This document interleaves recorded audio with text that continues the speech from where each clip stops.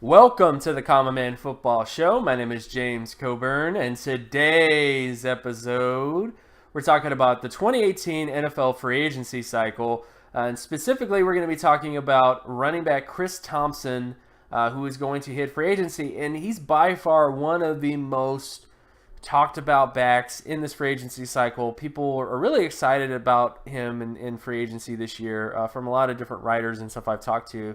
And different sort of people. And I think there is some things to be excited about with him, but I do think there are some things to take a step back and kind of question with him. So what I'm really going to do in this video is I'm going to show you a data perspective on Chris Thompson. This is not about him on film as a player. There's plenty of people out there that do that a lot better than me.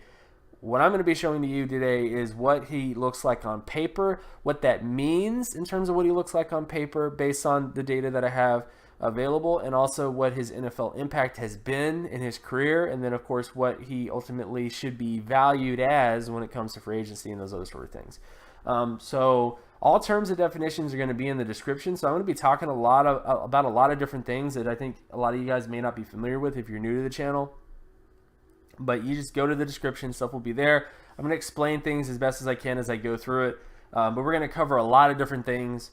So just be prepared that I'm not going to explain everything to you. I'm not trying to baby you or anything like that. I'm just trying to present you the data, present you the terms and definitions so that you have an idea of what I'm talking about, and then ultimately come to some sort of decision based on all this information. It's a lot of information. So first off, let's start with what Chris Thompson's pre-draft profile is, because a lot of times the pre-draft profile can inform you about what their ultimate NFL upside could be, because that's just how it is. What a player is in college can tell you a lot about what they might become at the NFL level.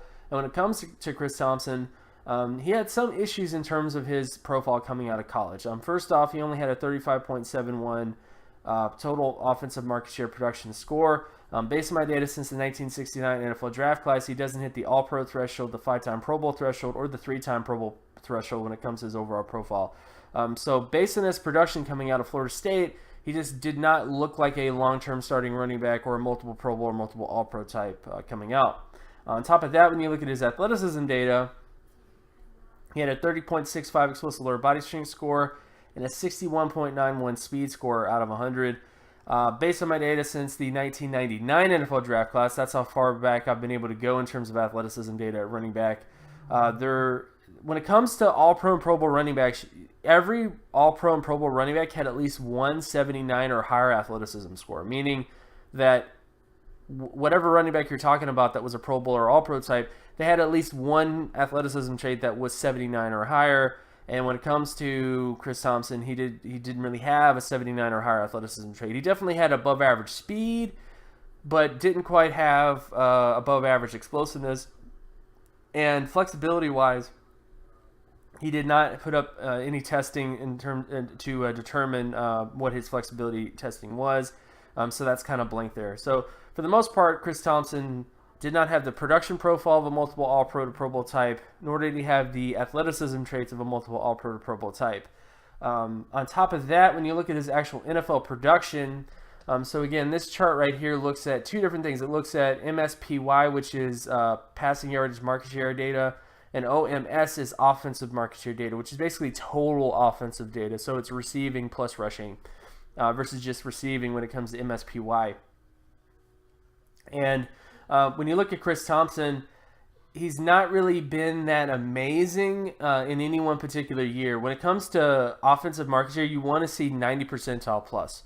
When you're talking about a long-term starting running back or a really, really special back, you want to see 90 percentile plus. I mean, those are guys like Barry Sanders. Those are guys like LT, the Daniel Tomlinson, Edgerrin James. Any top running back you could think of, you want to see 90 plus percentile, or at least you want to see 90 plus percentile when it comes to passing yardage market share, because that tells you that even though he may not be an amazing overall offensive weapon, he definitely is impacting the passing game a lot. And when it comes to Chris Thompson, he's never really had a 90 plus or 80 plus percentile season as a receiver or as a overall running back in terms of all around game, which is a little bit of a concern with him. In terms of like what he is as a bell cow back. Yes, he's had a lot of injuries, but I think, again, this informs a lot of that stuff. is that he's just a guy that hasn't really been shown to be durable enough to be the guy. And then when you look at some other sort of data, so now we're looking at first down conversion rate with the run. This data essentially deals with the ability to convert first downs and various downs and distances with the run, as a rusher. So rushing downs, if you will. So basically handing the ball off to Chris Thompson. How often does he convert those into first downs? And as you can clearly see, very inconsistent. When it comes to first downs, he was above average in 2017, but was below average in terms of second down and third down. 2016 was by far probably one of his better years where he was above average on second down and third down. But 2015 was below average. 2014 was below average. Like, as you can clearly see, he's never really had a season except for 2016 where he had a bunch of above average ability to turn a touch into a first down, which is a bit of a concern. You want a back that can do that, can turn a touch into a first down, and Chris Thompson hasn't quite done that much in his career. Whether you're talking about 2017, 2016, even in 2016, he wasn't that amazing on first down. So he has never really had a year where he was above average on all downs with the run. But there is some value to him as a pass catching back. When you look at him, and this is basically the ability to convert first downs with receiving on first down, second down, third down, and fourth down. That's basically what this chart is looking at right here. And when it comes to Chris Thompson, he's shown the ability to do that. 2017, he was above average on first down, second down, and third down in terms of his ability to convert, basically convert receptions into first downs. 2016, he was above average in terms of second down and third down. And then 2015, he was above average in terms of first down and third down. And I think that's the main value with Chris Thompson when it comes to him, is that, keep in mind, this is not a back who has shown the ability to be a bell cow back in college, nor has he shown the ability to be a bell cow back at the NFL level in the last 4 seasons. But as a third down back, as a receiving back, I think there is a lot of value to a guy like this. So I think that's the way you have to look at Chris Thompson, is you have to look at him as a guy that you have to understand that you're not going to have a ton of durability from him. You don't want to count on him to be the main guy. But in a committee, where you have 2 other backs or 1 other back, one back that's kind of doing most of the rushing and then another back that's doing most of the receiving, I think Chris Thompson, that's the best sort of fit with him in terms of his overall data. So what's that worth is really tough to say when it comes to free agency because you have to add on to the fact his injury history, which definitely is kind of long.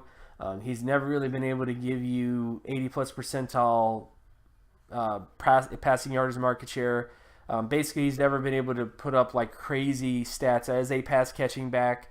So you have to wonder about how much impact he's going to have, because even though he is very good in limited action, what is that limited action worth, if that makes any sense? So those are kind of the questions you have to ask with Chris Thompson. But overall, I think it's a solid overall receiving back. I think if you view him as a guy that you don't want to pay him starting money, you don't want to pay him top 32 money as a running back, but if you pay him, top 64, somewhere in that sort of range, I think you'll do well with him. And if you also put some things in here to kind of deal with the uncertainty in terms of durability and stuff like that, because I think overall you have a back that can give you some value, but you just don't want to overuse him, and you don't want to depend on him to be a bell cow back. You just have to understand what he is, and what he is a very good commodity in terms of through the passing game, but just keep in mind that you don't want to overpay him, because he is what he is. He's never really been a bell cow back at Florida State. He's never been a bell cow back at the NFL level. He can give you value, but you just have to be careful with him, and in terms of durability and those sort of issues. So overall, of course, my name is James Coburn.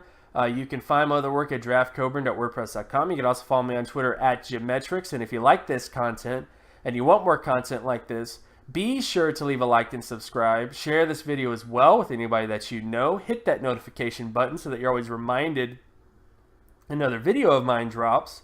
And I'll talk to you guys in the next video. Peace.